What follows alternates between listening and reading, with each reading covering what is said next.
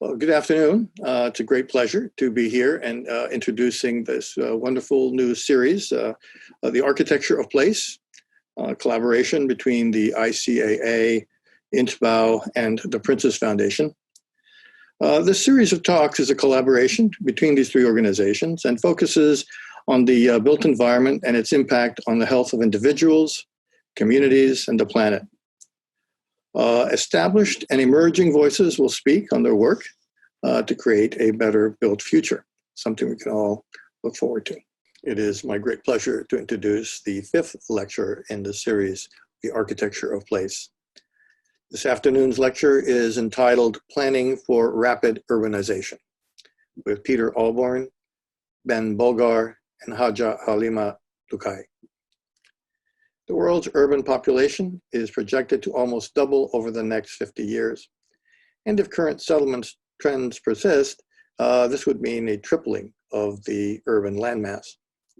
Half of that growth is projected in secondary cities across Commonwealth countries, with much of it likely to be unplanned. Peter Oborn will present on new research from the Commonwealth Association of Architects, exposing how areas of the world that are growing most rapidly often lack any professional built environment resources. Ben Bolgar from the Prince's Foundation will then present a new mayor's toolkit designed to assist with planning for rapid urbanization in places where professional planning resources are scarce. And finally, Haja Halimah Lukay from Bo City Council, Sierra Leone, will talk about her experience using the mayor's toolkit in Bo, where the urban population is projected to triple in the next 20 years. Peter Oborn is a chartered architect and strategic client advisor with considerable experience of working internationally, particularly in the Middle East, in Bahrain, Oman, Qatar, and the UAE. He is a former trustee and board member of the Royal Institute of British Architects and served as Vice President International from October 2011 to September of 2017. He has recently served as an architectural advisor to the RIBA's competitions in connection with the Green City Kigali project in Rwanda, and is currently working together with UN Habitat to deliver the strategic capacity development component of the Foreign, Commonwealth, and Development Office's Global Future Cities program. Ben Bolgar is the Senior Director at the Prince's Foundation and Design Director of the development company Stockbridge Land.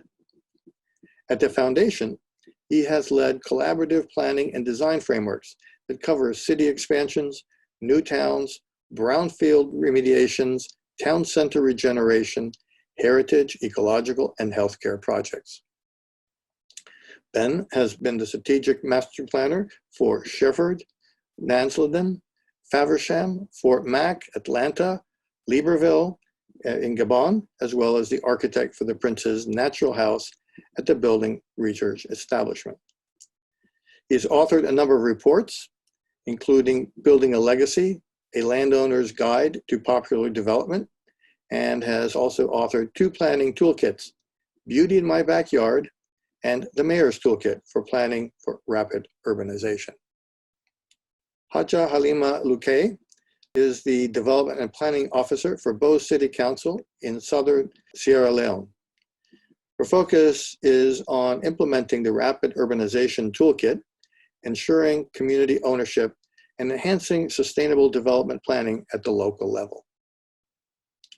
Under her stewardship, the Bo City Council has been recognized for outstanding planning work by the Commonwealth Association of Planners for creating a spatial plan for Bo City and increasing both local and international partnerships in the planning process. So without further ado, we are going to see our new lecture.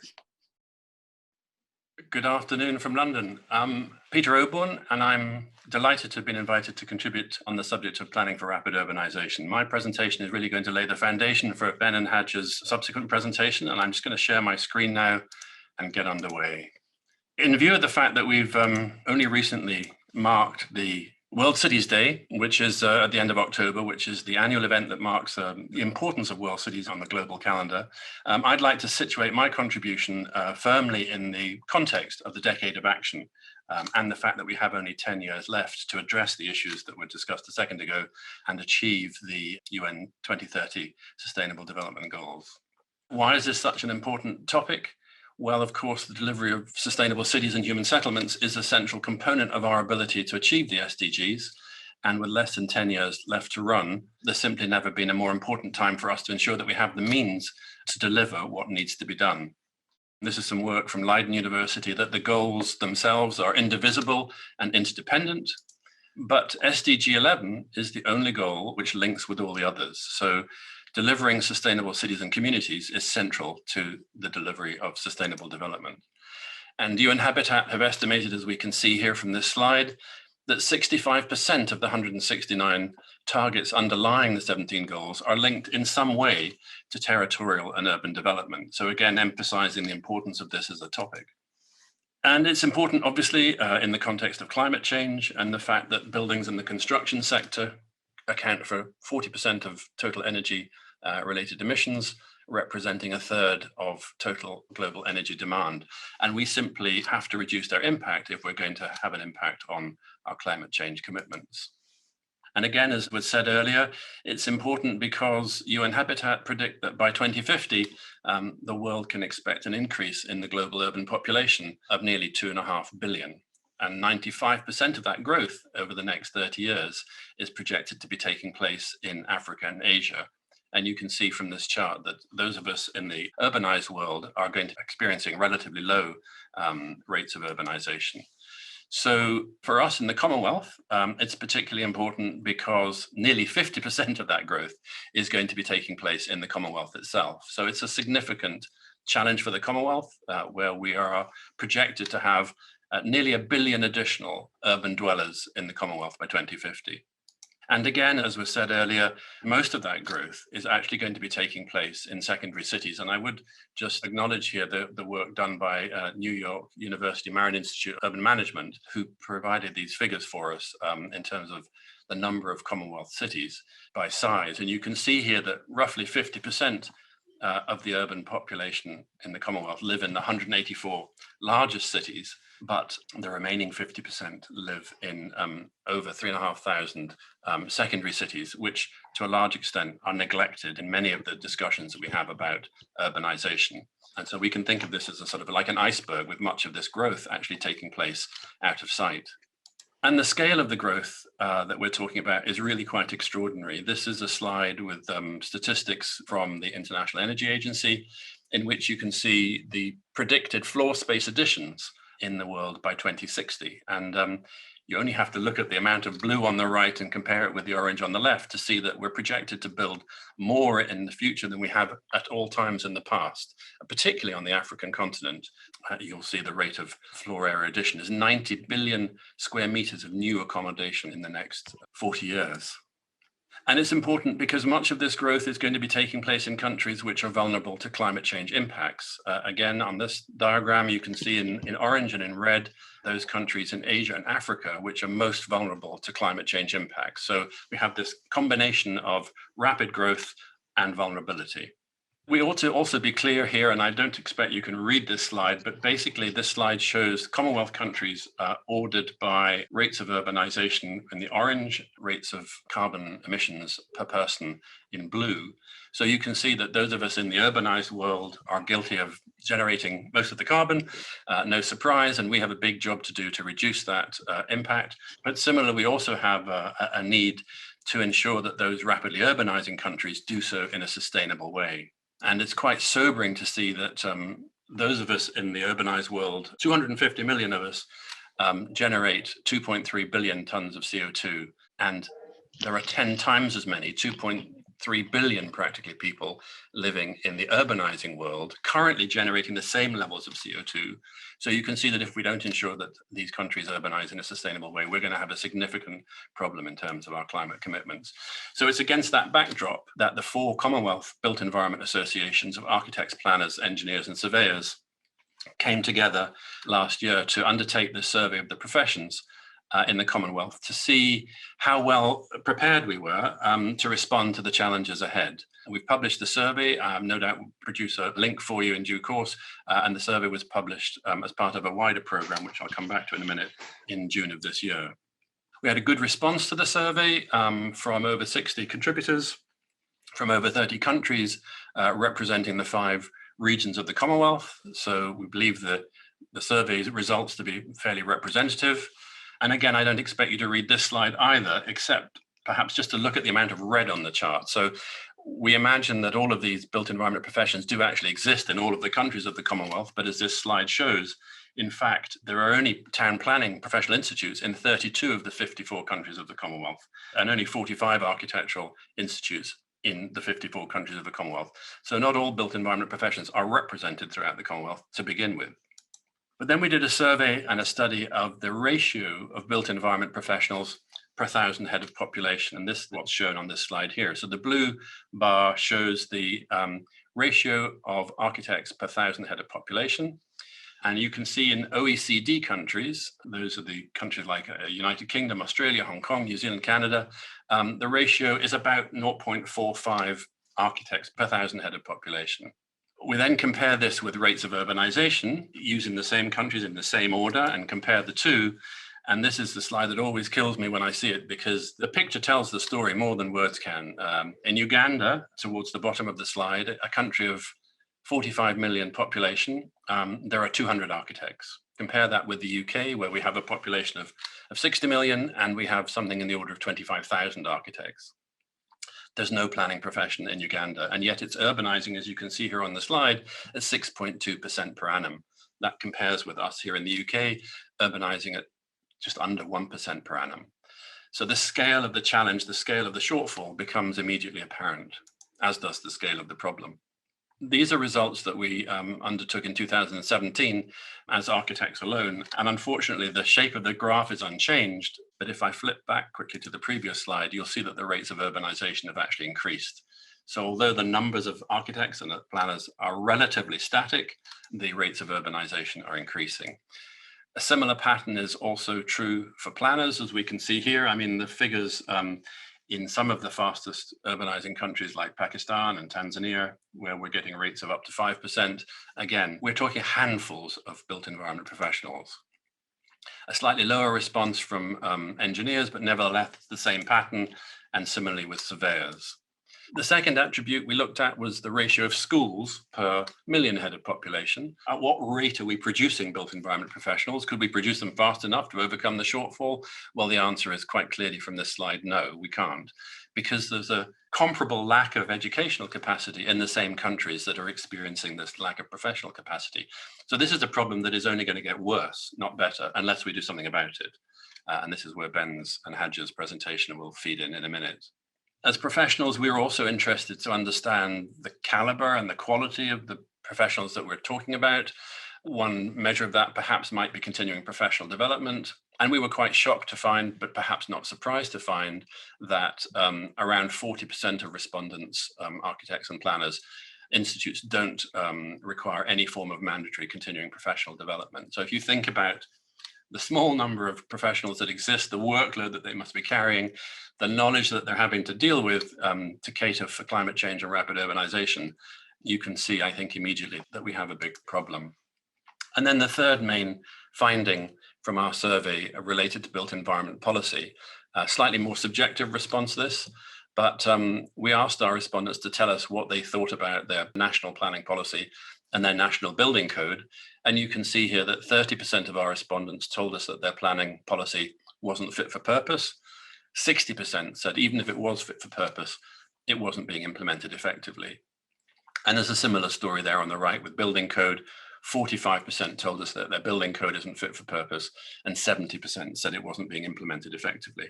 The significance of that, when you look at the next slide, again, think about climate change, think about the rates of urbanization, think about the growth that's being projected in Africa, and look at that chart there with the gray on the continent of Africa. This is a chart telling us in which countries is there a mandatory energy code. And you can see here that on virtually the whole of the African continent, There's only a handful of countries that have a mandatory energy code. So again, this conflation of lack of policy, lack of educational capacity, lack of professional capacity, set against the backdrop of climate change, rapid urbanization, the centrality of SDG 11, you can see we have a serious problem on our hands. We looked in a little bit more detail at some of the other kind of strategies that you would expect to find, many of which we didn't. And we asked our respondents what they felt were the main challenges facing the built environment in their country. I don't need to read the slide. You can see what their main issues were. Again, perhaps unsurprising, but how do we deal with issues of this magnitude with the resource that we have unless we do something different? And what were the main challenges for the profession? Again, I think this really speaks to public procurement processes, lack of policies and plans, and interestingly, the impact of foreign consultants and contractors. That's us. So what role do we have to play in helping to deal with these issues? And to what extent are we contributing to the problem? And then finally on education, not enough places of learning, not enough skilled and qualified teaching staff, outdated curriculum. And again, I would invite us to reflect on our own curriculum standards and whether they are fit for purpose in terms of the future we face. And a general lack of alignment with the SDGs, I think, which is also very important.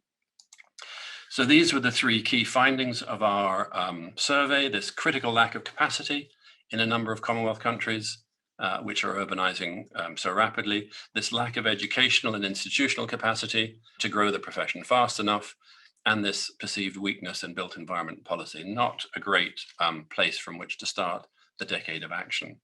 And I guess these findings need to be seen in the context of the results of the most recent report from the UN Sustainable Solutions Network, which undertakes an annual review each year of countries' progress towards achievement of the SDGs.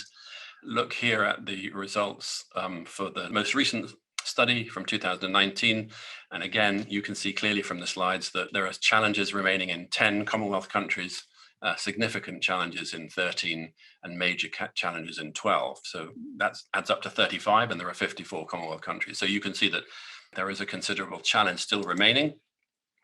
But more worrying still, perhaps, is when one looks back at the results of 2017 and sees how far we've come in that 2-year period. We can see here that it's unchanged in 23 countries, improving in only 2, but perhaps more worryingly, actually worsening in 10 countries. So again, I said I was going to situate this presentation in the context of the decade of action. We appear to be moving backwards when we should be moving forward. So what are we going to do differently going forwards in order to address these issues? And how are we going to move from the situation which is faced in so many Commonwealth countries and other countries around the world of unplanned settlement and all the issues that creates in terms of health and well-being, economic prosperity or the lack of, and environmental degradation? How are we going to address that, and how are we going to prevent poorly planned settlements and work towards the well-planned settlements that we all want and aspire to? As my presentation draws to an end, this is the topic which has brought a number of us together in the Commonwealth.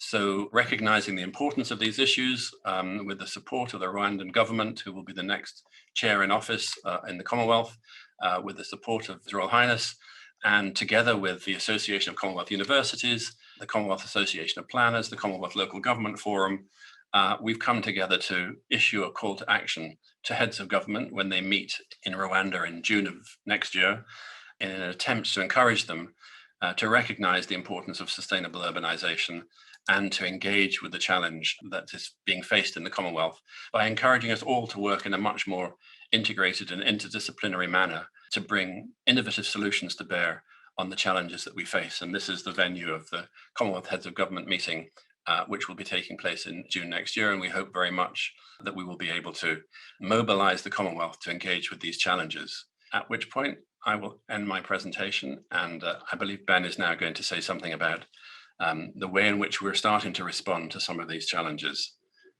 Good afternoon, everyone, and thank you very much, Peter, for that somewhat sobering presentation. But I think it's important not to bury our heads in the sand, because this is real. Just to reiterate the point, really, the Prince of Wales often refers to the triple threat. Well, we now seem to have a fourth threat. So rapid urbanization, climate change, natural resource depletion. And now we're seeing perhaps an offshoot of that in terms of the rise of pandemics as man burrows their way into the natural environment. These things are not in the right direction. All of these things are compounding. And so we tend to hear of these issues, plastics in the ocean, water quality, climate change, temperature increases, global heating, as I think it's now called. And we think of these things, but we don't really look at them often in a compounding influence. We don't often realize that together they accelerate far more rapidly. So I'm briefly going to talk about rapid urbanization, what we believe we can learn from organic and both planned cities over the last millennia. I'm going to refer to the main part of this talk is really to do with bare bones rapid planning. That's to try and meet the challenges with something that's more rapid than the phenomenon of growth. And then I'm going to hand over to Haja to talk about our experience with her and her colleagues in INTBAU, a secondary city, the largest secondary city in Sierra Leone. Peter referred to the Marin Institute of Urban Management, who we've been working with closely on this work, and they've been studying the doubling of the world's urban population in the last 25 years. So it's important to remember the world's urban population has already doubled in 25 years. And they found that the urban footprint, so the amount of developed land, has increased by a factor of 2.4 to 2.5. So that is showing us a degree of reasons that the amount of land we're developing is actually larger than the development that's come before. The projection of the next doubling of the world's urban population, which could be in as little as 40 years, is that on current trends, that's likely to represent a tripling of the urban landmass. And you can see here some diagrams from a number of cities they've been tracking over that time and are tracking into the future, which just show the impacts of the population growth projected in the next 30 years to 2050. And you can see in Nairobi, for instance, in Kenya, there's a forecast that the urban footprint is potentially going to increase by over 5 times. So this is like taking every single town and city on the planet and tripling it in a generation. Peter's already shown this slide, but just to reiterate the fact that even in countries like the UK, where the ratios are not as bad, we still only have half of our local plans adopted. So even in countries where there are plenty of planning professionals and the institution's strong, the planning methodologies that we're deploying for our own growth are not keeping up with that phenomenon of growth, or they're constantly being changed or updated. So, it's good to look at home first before we look at what to do elsewhere. And of course, the reason why human beings built towns and cities in the first place was that they recognized that cities are a place where you grow economies. If they're planned and they develop in certain ways, then obviously they generate economics, they generate wealth. And indeed, from the World Bank saying that over 80% of global GDP is generated in cities. So if cities are functioning and they're planned well, then they increase productivity. But obviously the inverse is true if they're unplanned and they can't grow in that way. Some of you may have seen these cartoons from Leon on the left, but it's worth reminding ourselves, certainly something that we try and use as a planning rule of thumb is that if you look at the top, before we had cheap energy, people organized themselves in settlements that had boundaries and dimensions related to muscle power, so that we were able, largely speaking, to walk to our daily needs because we had to, within a relatively small distance. What we've experienced with the internal combustion engine and cheap fuel is a vertical and horizontal overexpansion. And so we've seen the sort of hollowing out of city centres and town centre cores, and the rise of suburbia, of course, is incredibly inefficient and a huge generator. When you consider that over 50% of carbon emissions are generated by movement and buildings, then how we plan and arrange our buildings and design our building is the lion's share of the issues that we face. And so we believe that the sensible way to plan is through a series of duplication. We duplicate these urban villages, these walkable neighbourhoods, to make things more efficient.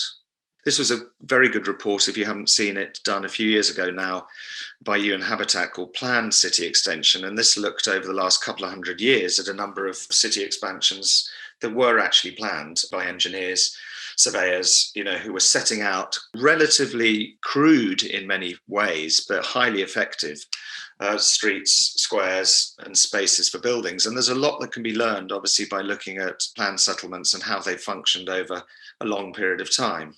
The important quote really from this report, which I want to sort of dwell on for a little bit, is this idea that the process should be planned for the long term. It should provide the spine, the matrix, the pattern, of how the city will expand. Of course, over time, cities change, the economic activities will change, social needs will shape urban land uses. Just with the pandemic, we're beginning to look at the patterns of land use, but not the basic pattern, which often stays for hundreds, if not thousands of years. So what we need to do, and what local authorities need to do all over the world, is to lay down the correct spine and the matrix, that essential pattern, and defend and protect it as the repository of political legitimacy and the rule of law. So this is something where we're stripping back to the essential elements of towns and cities and seeing what it is that we must actually try and defend if we can only do one or two things.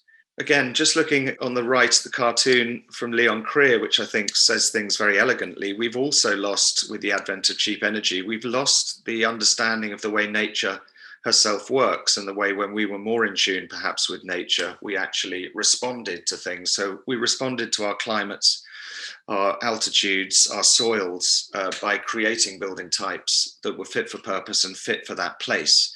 So again, you can see on the top of the cartoon, you can tell when you've got alpine conditions or desert conditions and certain climates, climatic responses. We then seem to have a one size fits all. And with the advent of the modern movement, often highly unresponsive, as it was as if we could just deal with things through heating, cooling, energy systems and technology, rather than actually trying to do the basic passive things well first.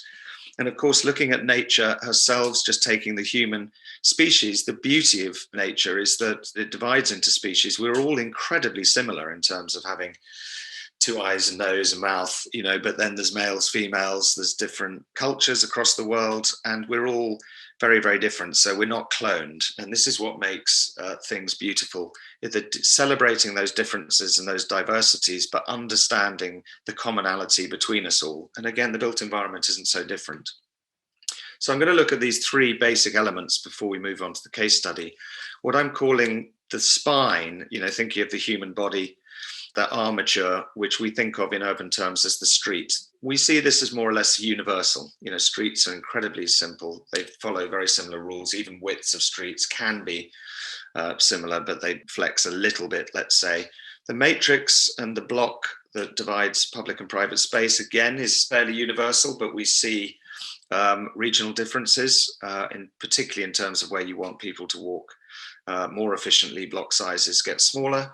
And then the pattern, the localized pattern, which is the spaces, the public spaces, the distribution of those spaces, land uses and buildings, that tends to be very local. So you can look at the pattern in different countries and different cultures. And again, they are very different in terms of the way that they behave. And again, that is the beautiful thing about the regional differences.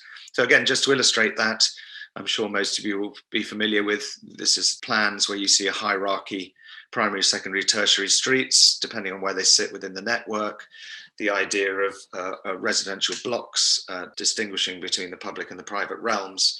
And again, all over the world, these tend to be between 30, 40, 100, 125 meters, generally speaking, so that we can get to A to B without having to walk through walls. And then we see when these are, particularly in planned settlements, when you distribute these blocks into neighborhoods, you have an agglomeration of blocks, the idea that you need every so often, every kilometer or so, it's a good idea to have larger public spaces. It's a good idea to have a mix of uses. It's a good idea at the larger scale, to have parks and bigger uses.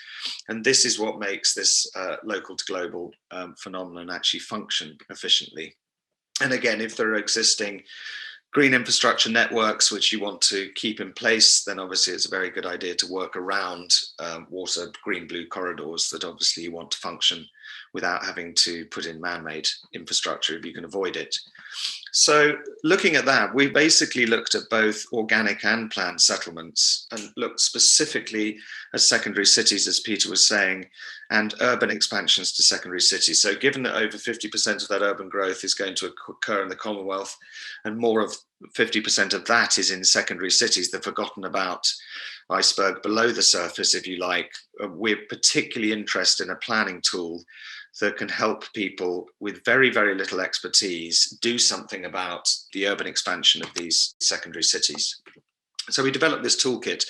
The first thing that really hit me, I remember I was talking to Juan Close when he was Director General of UN Habitat, and he'd been previously the mayor of Barcelona when they regenerated that city very successfully. And he said, Ben, the problem with planning is that it's long-term and it's complex. So to a politician or a mayor, it's incredibly unattractive. If you think about mayors, they want something to achieve within their cycle. They want it to be single issue because they just get it done. So in London, it's kind of, we had in the last mayor, Boris bikes, Boris buses. That's what they end up leaving as their legacy.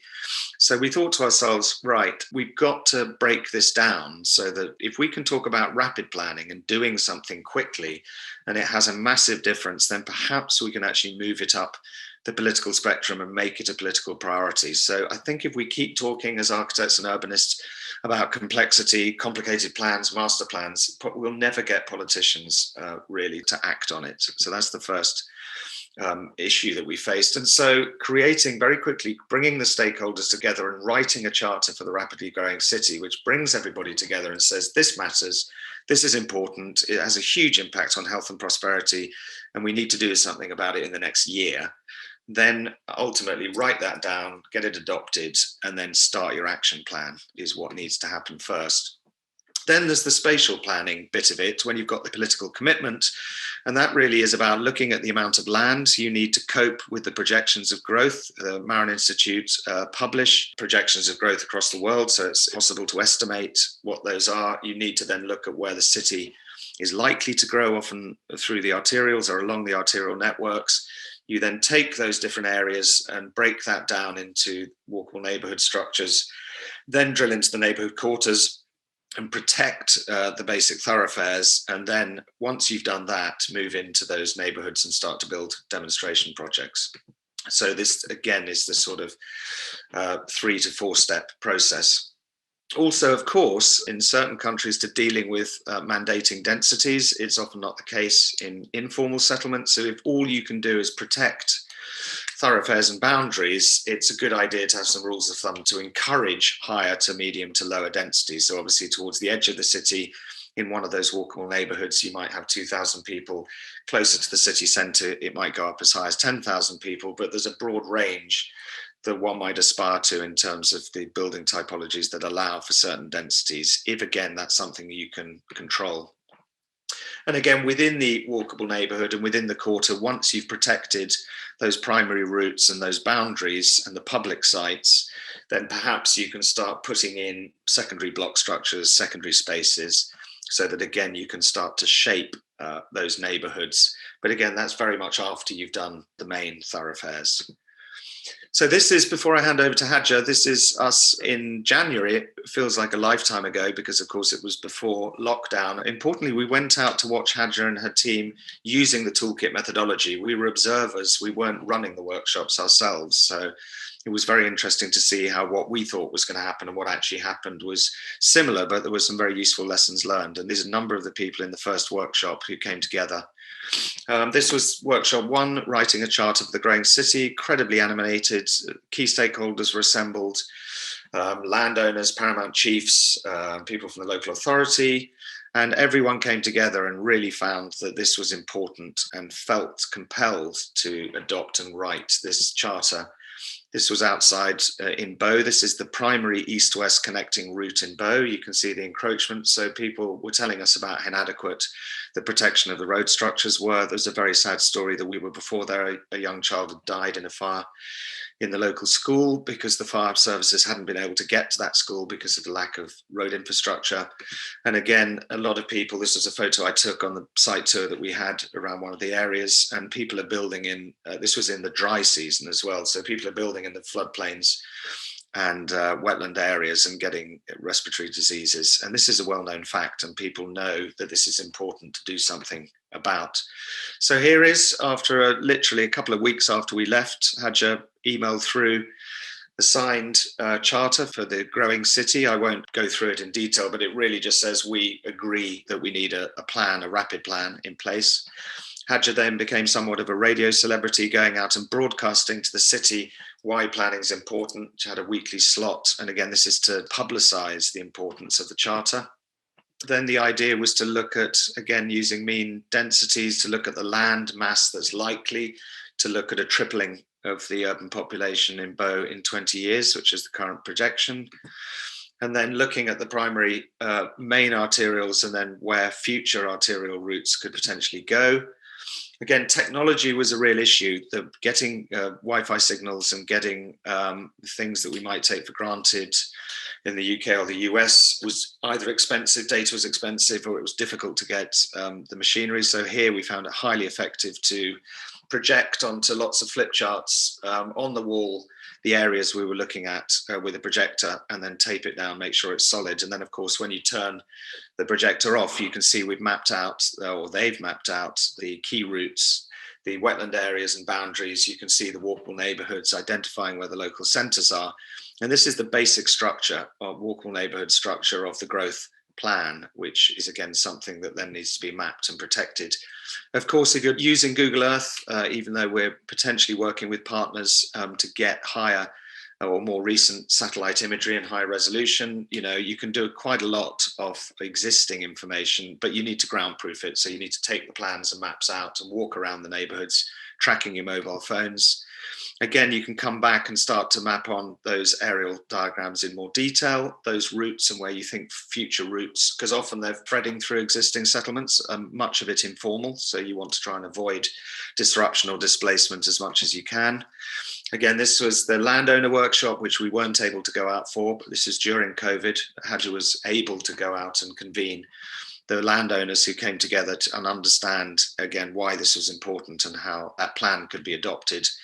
And here is the plan, the rough one on the top left and the adopted plan on the right. You can see it's signed by all the key stakeholders and landowners and chiefs and local government, saying these are the routes, the key site areas, the school sites that we need to protect and go about that. And then literally this has all happened from a standing start to planting 750 trees in the first neighborhood to protect those routes.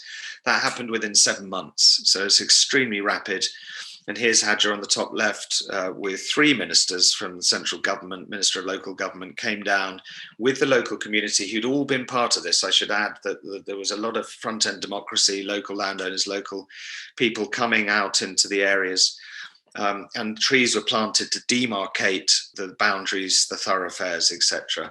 And top right, there was a great app that we got sent by the World Bank, and you literally go with your smartphone, tap on the app, go to the tree that's being planted, map it, and it gives you a pinpoint base. And also you can photograph the tree and then you can monitor them going on. So this sort of high-tech, low-tech approach to planning. And again, just to recap before I hand over, the idea of the charter, planning the land that's necessary for development, looking at the key fixes plan and adopting that key fixes plan, and then essentially staking out, or even better, planting out, if the climate allows, what we call the key fixes plan, which protects the bare bone. It protects the primary arterials, protects the edges so the green-blue networks can function properly. It protects the school sites, marketplaces, central locations. And that, if you can only do one thing and informal settlement fills in those areas, then at least you've got a functioning settlement. Haja, I'll hand over to you now and let you come in at that point. I'm Haja Halimah Lukay, the Development and Planning Officer for Bo City Council. And I want to say thanks to the team for your contribution towards delivering a safe and protected city. Of course, it has not been easy for us here, for us to implement the toolkit, because as stated by all of you, it is very clear that both central government and local government has definitely refused to mainstream land use planning. So it was only when we got in touch with the Prince's Foundation that we noticed that, coordination has to be mandatory, preparation of plan also has to be mandatory. And of course, land use planning is a potential, tool that, of course, both central governments can use to influence, coordination and also, construction at local level. So basically, in as much as we are using the toolkit, if you look at the first presentation, it will tell you that, the tool was very, very explicit. In as much as the government has failed in, prioritizing land use planning, meaning there has been no coordination. An area where there is no coordination, you will not expect ownership at the end of the day. So with the toolkit, we are able to ensure that, we get on to the community, involve the landowning family and other stakeholders, so that at the end of the day, we build consensus around the toolkit and try to see how we can mainstream land use planning. So for us, participatory approach ensure community ownership. What has been our experience over the years, we noticed that, for both city council, the toolkit was like an eye-opener because, as stated earlier, central government has not done much. 2004, they devolved the land use planning to local council, but there has been no training facilities in the country, in the whole of Sierra Leone, for land use planning. Of course, data collection and technique using IT and GIS for development control and building inspection, we've not been having access to that. So the toolkit, it empowers the local councillors, staff at both city council, for us to gain confidence so that at least we're able to let stakeholders know that coordination must be obligatory.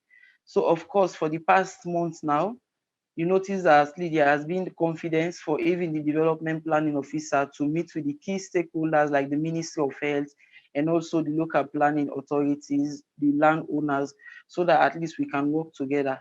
Because land use planning has never been mainstream, community engagement has been very, very key so that at least we popularize the tool. And of course, we try to see how we can improve on coordination so that all stakeholders will work together. It has not been easy, but over the months, we are able to ensure that we create community ownership where people understand the importance of land use planning at the end of the day. And of course, there has been some concepts which was new to us during the implementation of the toolkits, like neighborhood, because there has not been, land use planning. So there has not been the concept of neighborhood. It was really not clear to even myself as a planner. But with the advent of the toolkit, we're able to know and understand the concept of neighborhood. And of course, we've got a lot of, mentoring from the Prince's Foundation. So in as much as we've not mainstream land use planning, if you look at step 1 of the toolkit, it tells us that, coordination should be obligatory and also preparing a plan must be mandatory. So first step was stakeholders engagement. So the photo there you see, we have representative of the paramount chief and also the civil society and also stakeholders. For them, the concept of land use planning was new to them. And the concept of, how the council could plan for rapid urbanization, even for the council or as a whole, it has been very strange. So if you look, these were the first engagements we held, so that at least we call all stakeholders and present the plan. This was also another meeting where I was given the opportunity to engage the councillors, because at the end of the day, they have to approve the plans. And at the end of the day, they also have to go to the community and sensitize the community on land use planning. Because at the end of the day, delivering a safe and protected city is key. But if partners are not involved, or even those that we are to work with do not have the concept at the end of the day, it will be very, very difficult. So for us to make move and for us to have a very good entry point in taking this new toolkit to them, we decided to see how we can mainstream stakeholders engagement. We'll see. Okay, what has been very, very hard for us? Time required to read the toolkit. Of course, as stated earlier, the entire process of land use planning is new, and it's not only to the councillors, but even me, the planner, and also neighborhood, structure in neighborhood, existing and non-existing, all those have been new. Because I remember quite when part of my team, they wanted me to even explain to them what's the meaning, what are the key facilities, what do they mean by existing. So all these concepts were new. But with the toolkit, of course, I was able to explain it to my team and we move forward. But some of the concepts in the toolkit were really difficult for us to understand, because there has not been no facility within the municipality or even Sierra Leone for us planners to go and read. Of course, most of our planning work has just been on writing documents. So even map reading was also very, very difficult for us, but at least we were able to do it after, going around the tree. And of course, as stated earlier, in as much as the central government and, the local government had never mainstream land use planning, and of course, there has not been, facilities within the country for us to go and do some technical training or whatever. Our planning work has only been writing documents and not drawing. But with the advent of the tool now, at least we were able to produce a local land plan. That's the one that Ben just produced. And of course, this one, I remember the day we had, I think it was the second day of the workshop, we are still struggling to see how we can draw up the map. Because as stated earlier, that was my first experience. Of course, my background, I studied home economics general. So can you imagine somebody from that field and now go into planning and try to see how we can, implement the toolkit? It was not easy. So this one is just a photo, illustrating the time when we are struggling to see how we can read the map, interpret the map, and also produce a neighborhood. After reading the toolkit and understanding it properly, we were able to at least bring out a team. And the team was Bo is more surrounded with swamp. So the team was for us to see how we can protect our swamps and also try to know that, at the end of the day, construction on wetlands will be very, very difficult, and in the near future, it will have effect on all those people that are living within that particular area. So if you look at this picture, this was the area that we identified that, for the next 10 years or the next 15 years, this will be new area that currently there is a rapid urbanization growth there. And because of, the council do not have permits to issue building permits and also to control development in this area, you notice that a lot has been going on. So we decided that at the end of the day, let us develop a team. So we noticed that cities are human creation and we have the power to create it. So what this is telling us that at the end of the day, after using the toolkit, they have a very, very big role to see that they are able to live in a safe and protected city. But that will only be with the power they have. And the power is you avoiding construction in wetland, and also you trying to make sure that you register your building, or you try to work with the council to ensure that at least you avoid construction in wetlands and in other areas. Of course, this was the last workshop that we had when we were trying to see how we can produce our final map that we did to stakeholders. So at least the stakeholders were very, very impressed. They noticed that, at the end of the day, if only we can have a neighborhood, we can work with the Ministry of Health and the Ministry of Lands to help us develop a very good neighborhood and also present the toolkits to them. We noticed that, we're able to deliver a safe and protected city. And of course, there has been a lesson learned. And some of the lesson learned from the tool was for us to ensure that we ensure coordination so that we bring all stakeholders together in planning. Because previously there has been no coordination, there has been no collaboration. Of course, there has been devolution, but even the central government do not have the capacity to do most of the work that we are expecting them to do. So of course, the tool has been like a guide for us to see how we can bring all stakeholders together. We are ensure that we have a well plan that can be publicized to people, and people will understand the importance of land use planning, and even try to see how we can encourage government, central government, to support the council. Because at the end of the day, if we say we are going to continue development in appropriate location, we know that it is cause for disaster or whatever. So of course, so many lessons we are learned during the implementation of the toolkit. Thank you very much, Haja. Just to add to that, we've got a website up now, which is rapidplanningtoolkit.org, and we're working with partners to put it online, basically. So we'll have CPD courses that will guide you through the steps. So I'll stop sharing my screen now. Thank you, Ben. Well, hopefully everyone can hear me. By way of brief introduction, my name is Simon Zdinsky. I'm an executive director at the Princess Foundation, but we'll just be moderating a short Q&A. I thought I would start off with a question while we wait for others to type their questions. Peter, in the beginning of your presentation, you highlighted sort of the range of challenges that had come out by some of the Commonwealth countries, things that they had highlighted as seeing as some of the really pressing challenges. And I think we saw that really firsthand from Haja, some of the things that she faced while doing this work.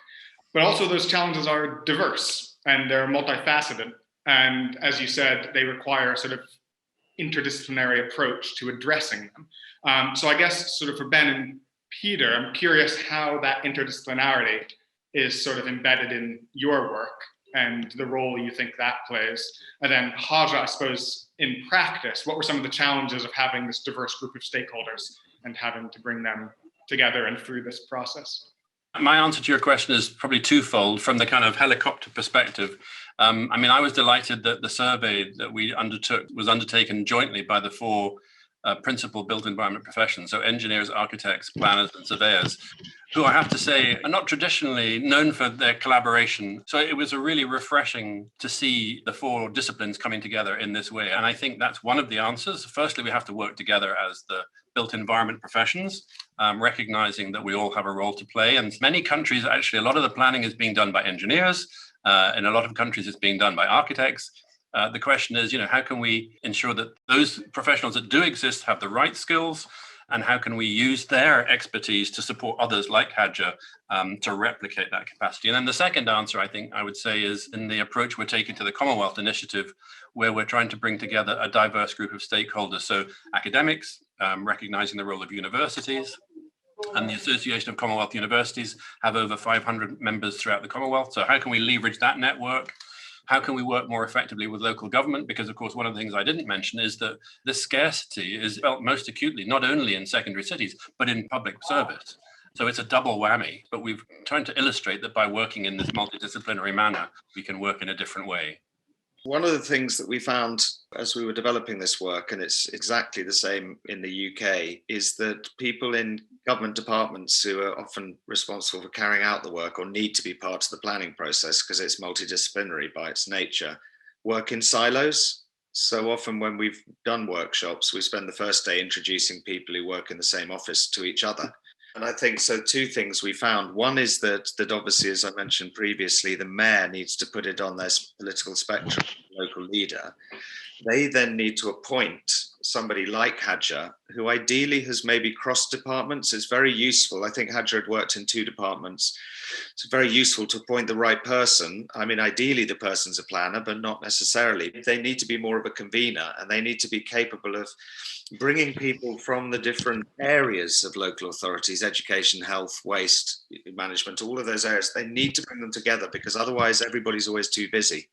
So this needs to be a strong leadership, both from the political level down to the leader of the planning process, and they need to be authorized to bring the other departments and the other stakeholders together. I think that's a really, really key point. Otherwise, everybody's always competing for resource, and then everyone's in their silos again. So it's got to be a joint effort. When we release the toolkit online, because at the moment it's just a website awareness raising, the CPD that starts encourages people from different disciplines to do the CPD training together, like 2-3 hours a week, sit together, answer the questions together to begin to create those relationships, and then people feel that it's a joint effort. Because once they feel that, when that team goes into the community and starts to bring together landowners, stakeholders, obviously then it grows, sort of snowballs.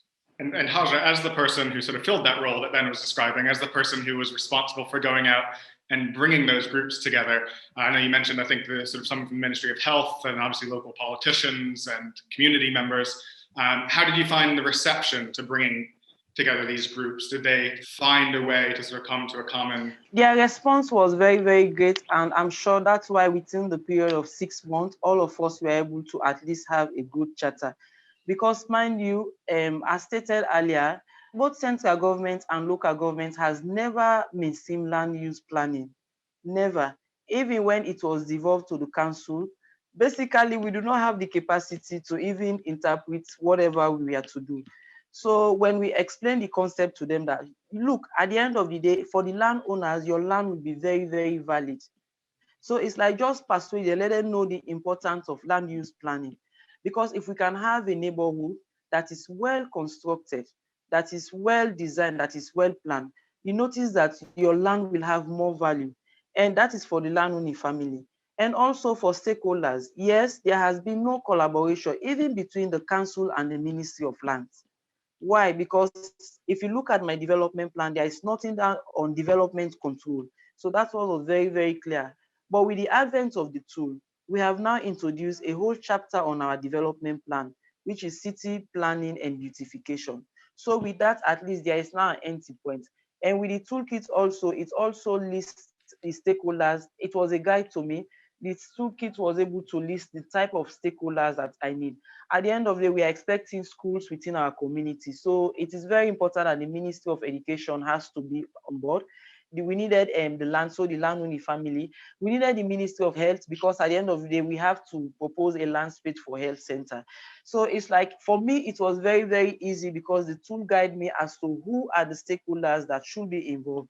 Like, for example, when we started earlier, the Environmental Protection Agency was not part of it. But how can you continue with land use planning when you do not contact the Environmental Protection Agency at the end of the day? Because they have to also, give some technical support. So really, it was easy for me, because the tool provide the list of stakeholders that should be involved. And of course, at which step they should be involved, because mind you, we have 3 stages of the toolkit. Step 1 of the toolkit was very, very explicit to me. And when you go down to step 2 again, it also lists the list of stakeholders that are needed. So for me, it was very easy, and I was able to persuade them, because at the end of the day, they see the importance of land use planning. And I think actually that leads really nicely into one of the questions in the Q&A, which was, how did you actually go about the process of creating the neighborhoods in INTBAU? Was it a process of selecting a unit of measurement, sort of within the toolkit or within your process? How did you actually go about defining what the neighborhood would be? It was not easy initially, because I never knew that when they say neighborhood, it comprises of maybe the distance between a particular area within 500 meters radius or so, that people will have access to woods, that people will have access to health facility. A neighborhood shows that, people will have access to a basic facility, so that people will not walk for a very long distance to access a particular facility. So as stated, it was not easy. So how I was able to know, I have to go and read the toolkit again, and consulted Katrina to explain to me, when you say neighborhood, what comprises of neighborhood, or how many meters. So it was not easy. Until now, I'm still going through the toolkit. Interesting. And Ben, I don't know if you wanted to touch on that. And I think also there's another question that maybe you could touch on at the same time, which is the duplication method that you mentioned, whether you could extrapolate on that.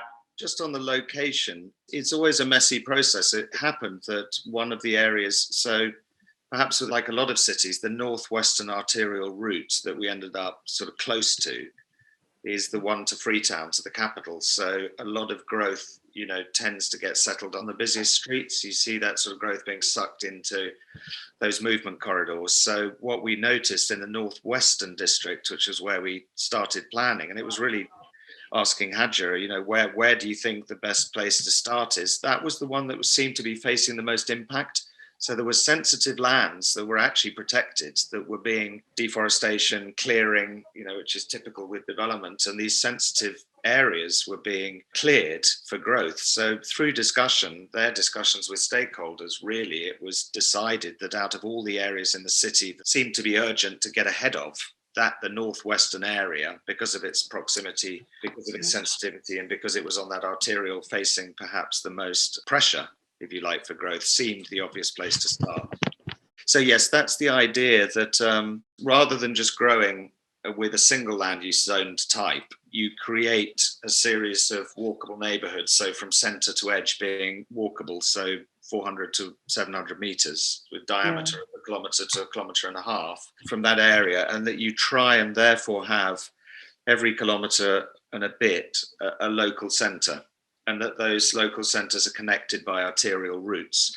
So again, if you plan in that way, and then sometimes those neighborhoods will amalgamate and they'll come together. If there's no strong green-blue corridor, they can converge and coalesce. But obviously, if a small blue-green corridor, it's quite nice to allow those neighborhoods to breathe, to have some space from one neighborhood to the other. So yeah, the duplication method really is similar to the way the cells in the body divide. We don't just get bigger and bigger and bigger. We actually, reproduce, and the cells reproduce. It's this idea of self-similar reproduction. One question was asking about sort of what lessons can England learn from sort of the really incredible work that Haja is doing. And I think particularly having been one of the first to do it in this way, I think a lot of knowledge to be gained. And and how that can be used to build a supply of homes in England that's done in a more sustainable manner. But I think I would maybe expand on that a little bit. The question is to sort of say, how do we embed knowledge exchange within this process? Because it seems so vital, particularly in places where whether you have limited professional resource or a lot of professional resource, there remain a lot of outstanding challenges. And while a lot of those are unique to certain areas in some ways, how do you sort of capture and exchange knowledge, I suppose, in the broad level, but then also to get to the question, are there lessons that can be learned from what Haja is doing that can be deployed back closer to home?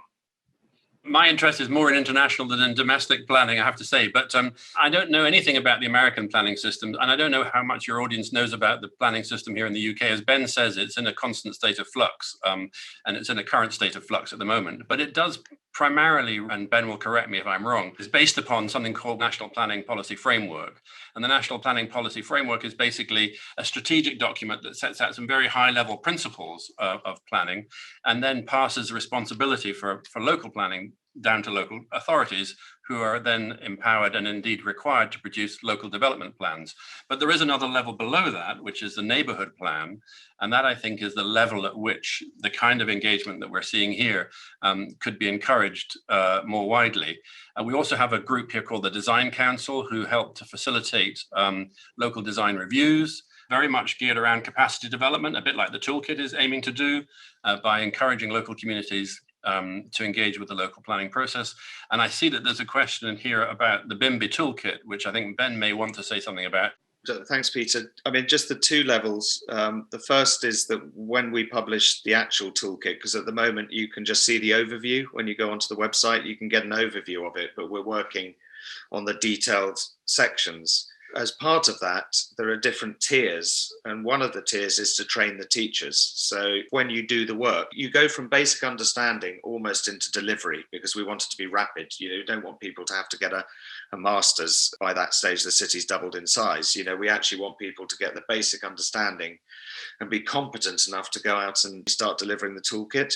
But having got the experience that someone like Haja has now got and actually seen its effectiveness and had lessons learned, and she would change the way she did it next time, it's very important for my mind that if we start to go into secondary cities like Makeni, Kenema are going to start learning from this, that actually Haja is far more likely to be far more effective at teaching in the local context than somebody like me, for instance. So I think it's very important that the program allows for local capacity building, and that there's a way that Haja can get qualified, formally, but quite quickly, but formally through the process. So she has a qualification to then go out and teach other people to apply the toolkits. We could maybe have a monitoring role, which is the beauty of technology. You can monitor feedback and everything, and from time to time, if there's 2 or 3 groups in a secondary city, we could have multiple groups going through this process. But I think the days of people flying in, jetting in for huge amounts of money and doing lots of work and then leaving, a plan that can't be implemented is exactly the wrong way to do it. What we need to be doing is finding ways to do things that are quick, straightforward. Local people get that understanding, get that knowledge. It's fit for purpose. It's fit for the skills and technologies that exist, using, as I said, the high tech and low tech. Haja was mapping out the plans with ribbons on the ground, which is highly effective. It's like surveyors used to have chains and rods. They used to map out, plans on the ground. People come out of their houses to see what's going on. So that is an incredibly good thing to be doing now, and far less abstract than sitting behind a computer screen all day. But then mapping it and mapping the pinpoints and creating that plan that needs adoption, that's far easier to take, a smartphone and stand there and click a button, and suddenly you've got a data point and a data set that you can put into a central land bank, for instance. So I'm fascinated by that. In terms of what we can earn in the UK, I think a lot, this high-tech, low-tech approach, planning's become too abstract. As Haja said in her summary, most planners still are writing policy documents which are not fit for purpose, rather than actually planning, physically planning and protecting. So I think we can learn that. And also the government in its latest white paper has a huge aspiration for what they even call rapid local plans, so that some of them get adopted. So I think the bare bones plan, just getting your framework, spatial framework, and understanding where growth is best placed, and then doing the detail later, is something we could learn in England from Haja's work in Bern. Yeah, I also want to make some comment towards that, Ben. In the area of knowledge transfer, or some of the lessons that we have to learn, for example, like for the definition of neighborhood, I was expecting that during any knowledge transfer, or if we are to improve on the toolkit, if I'm to go there to the community again, instead of me struggling to define neighborhood, it will be very good for us to have a drawing, indicating what is a neighborhood at the end of the day. So if people are to learn from whatever we are doing, let us try to make sure that let the toolkit don't be in more of writing, but more of drawing, like your presentation just now, so that at least, like for example, if you go to a particular community, when we say a neighborhood, let it be like a drawing, so that you just present the picture of how a complete neighborhood should look like to the community people. And I'm sure when you present that, that will be very, very easy for them. In moving forward also, I think we have to ensure that we mainstream training and also data collection technique in using IT or maybe GIS system, because you notice most of the map that we produce normally was not done by me. It was only later that I started, doing some maps. So I just advise that in technology transfer or in knowledge transfer, let the toolkit be very, very easy and very, very appropriate, that it have more of drawings, that those drawings, we just interpret them to community people so that they will understand why we need land here at this particular space for future purpose, or why it is important for us to have, building like schools or health facility at a strategic point. Like, let me say, like the green parks also, they should be at the center where all community members could access it. Or let's say, like, for example, for skip location, we have to know that a skip location must be somewhere that is accessible by all community members. So maybe one lesson that we have to learn is we have to make sure that whatever we are doing, let it be in a drawing form, so that it will be very, very easy to explain to the community, because mind you, they do not even know the concept of land use planning. So if we are taking something new, so that they will not struggle like how I normally do, struggling in reading and understanding some of the concept, because I do not have no background in architectural work. I do not have no background in engineering work. I do not have no background, in those technical areas. So moving to the community, I think we have something that will symbolize whatever we are going to do. And I think that will be very, very easy so that people will understand. And Haja, I'm curious, has there been much engagement from other communities or indeed from sort of higher levels of government? There have been so many stakeholders engagements. We've even had so many with the Ministry of Lands trying to present our plans and also trying to popularize the toolkit. One thing that has been lacking is that all ministries have never mainstreamed anything on physical planning. And this is because we do not have, even both central government and even the local council do not have the capacity to do physical planning.